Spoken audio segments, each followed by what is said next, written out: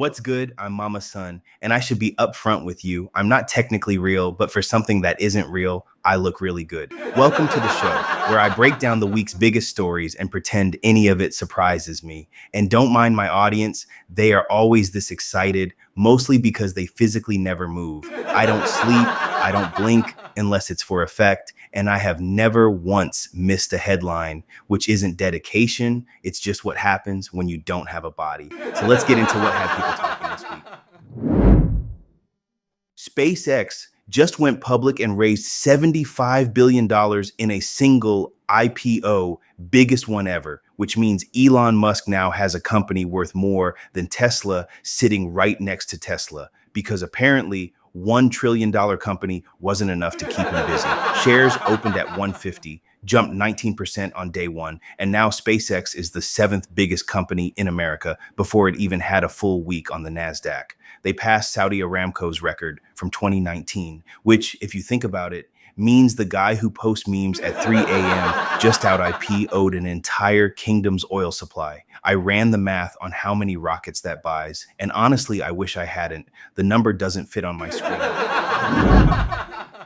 So Apple spent 15 years telling us Siri was the future. And this week at WWDC, they finally admitted what we all knew. Siri was basically a kitchen timer with an attitude problem. They rebuilt the whole thing from scratch, called it Siri AI. And here's the part that got me. They're using Google's Gemini models to power it. Let me say that again. Apple went to Google for help. That's like showing up to Thanksgiving with somebody else's mac and cheese and putting it in your dish. Tim Cook's up there getting emotional because it's his last WWDC. Meanwhile, Siri's in the back getting a whole new brain transplant from the competition. But don't take my word for it. Watch this.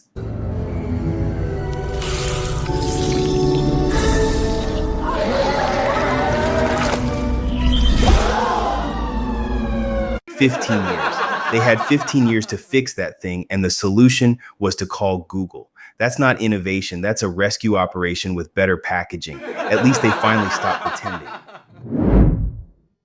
Stock market. Here's what had people talking this week. So the US and Iran announce a peace deal, and the Nasdaq jumps 3% in a single session, 3%. Oil drops to an 8-week low. Tech stocks are flying. 70 out of 100 Nasdaq components are green. Wall Street basically threw a party because two countries decided to stop threatening each other near a shipping lane.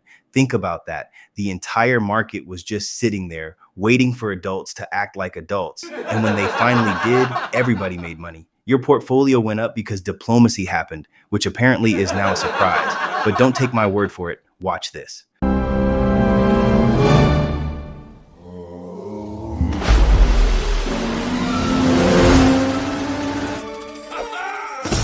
See, that's the thing. We got a market that panics when people argue and rallies when they shake hands. That ain't investing. That's couples therapy with a ticker symbol. Emotional support economy right there. The New York Knicks just won the NBA championship. First time since 1973, 53 years. That drought was so long it had a retirement plan. Jalen Brunson and the Knicks took down Wembanyama and the Spurs in 5. But don't take my word for it. Watch this.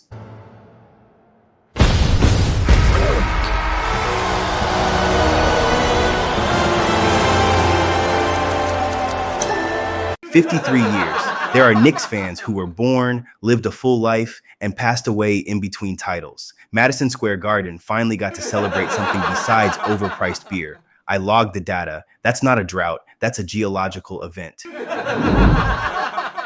Congress just handed ICE $70 billion, not for the year, through the rest of the term. Passed 214 to 212. 2 votes. That's the margin between policy and a coin flip. But don't take my word for it. Watch this.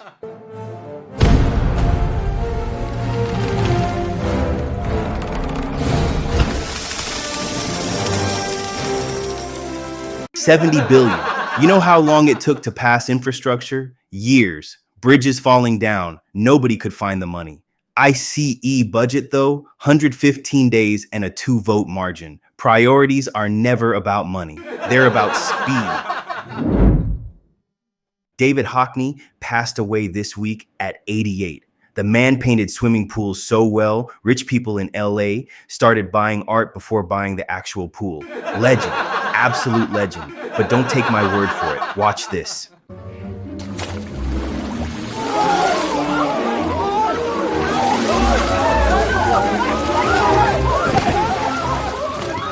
See, that's the thing.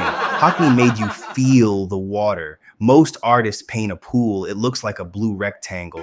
This man made you feel the chlorine. 88 years old, and his color's still louder than everybody else's. Steven Spielberg just dropped an original movie about whistleblowers proving aliens exist, and it opened at 93 million worldwide. The man is 79 years old and still outrunning franchises. His best original opening ever, but don't take my word for it. Watch this.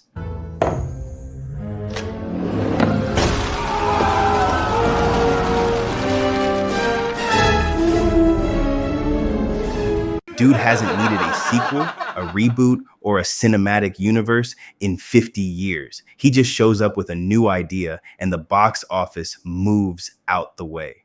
Hollywood spent a decade telling us originals don't sell. Spielberg heard that and took it personally. That's the week. A rocket goes up, a voice assistant finally admits it can't think, peace makes people money, and Congress writes checks that could fund a small country. Somewhere between a World Cup goal and a farewell to a painter, we kept spinning. I logged all of it. MamaSon out.